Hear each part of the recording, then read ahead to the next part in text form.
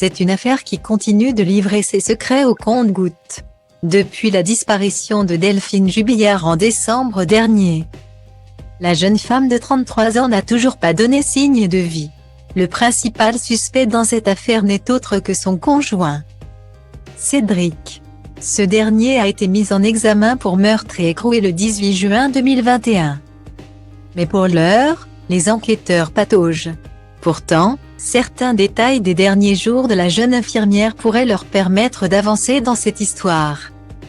Un élément est particulièrement intrigant, la voiture de Delphine Jubillard. En effet, au moment de la disparition de celle qui était allée sortir ses 2 chiens, il a été constaté que la voiture du couple a été déplacée.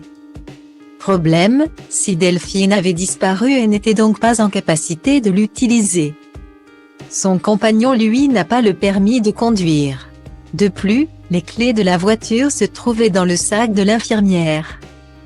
Mais alors, qui s'est chargé de déplacer le véhicule? Pour l'heure, aucune réponse à cette interrogation n'a été trouvée par les enquêteurs. Mais Cédric Jubillard reste le suspect numéro 1 dans cette affaire. Le peintre plaquiste âgé de 34 ans clame son innocence depuis le début dans cette affaire, ses avocats estimant qu'il n'y a dans ce dossier aucune preuve de la culpabilité de leur client. Si de nombreux éléments incriminent le père de 2 enfants, qu'il a eu avec Delphine, il reste pour l'heure au rang de suspect dans cette affaire.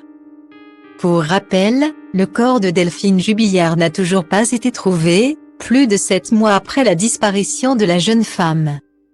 Elle était en instance de divorce avec Cédric, qui, d'après les dires de sa mère durant un interrogatoire, lui aurait confié en privé « Je vais la tuer, je vais l'enterrer et personne ne la retrouvera », selon des informations du Parisien.